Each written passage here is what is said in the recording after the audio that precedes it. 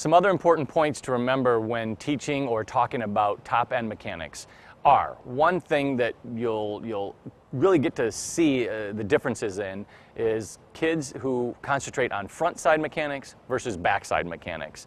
And you'll hear those terms kind of thrown out sometimes. So some kids will be so focused on getting their knees up and driving their knees up and what their hands are doing out in front of them.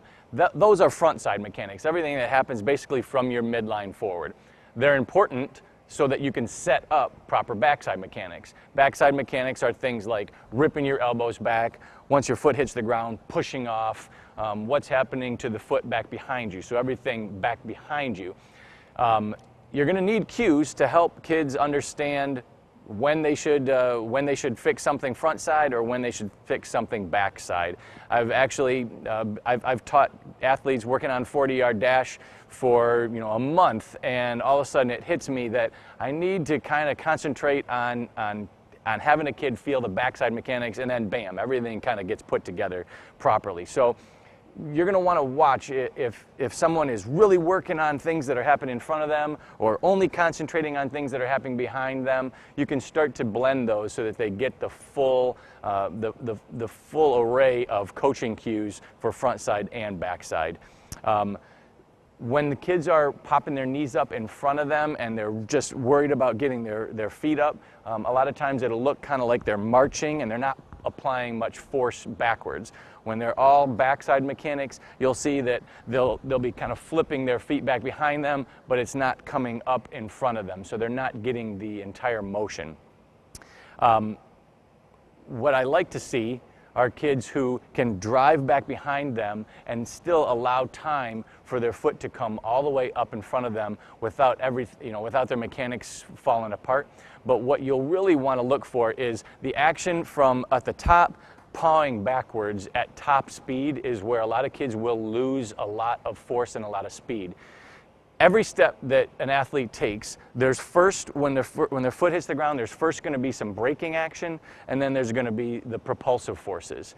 And that is where basically front side mechanics meets backside mechanics, and where you can really start to coach an athlete to get the most out of each step. So you're going to see this pawing action occur as they're running. Some athletes, what I'm doing right now, they'll call it a fast claw or a pawing type of drill, is something that you can work on. Sometimes you need to have somebody hold on to something, but they can get the feeling of what it should feel like when they're running. Now that does feel very different than when you're actually moving, because when you're just pulling your foot over the ground, you're not putting the force into the ground. So it's going to feel a little bit different. But for some athletes, that's a perfect drill to get them used to that motion. You're also going to see athletes who put their foot out just a little bit too far in front of them. That increases the braking forces before they push into the ground to go into the propulsive forces. We as coaches understand there's always going to be a little braking and a little bit of propulsion, but we want to maximize propulsion and eliminate braking.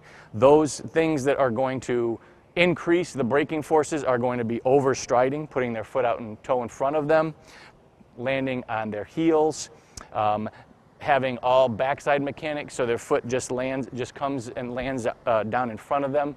So these are all things that you should be looking for. Now, in the written material of the YSAS certification, you're going to see lots of other common mistakes and ways to coach them.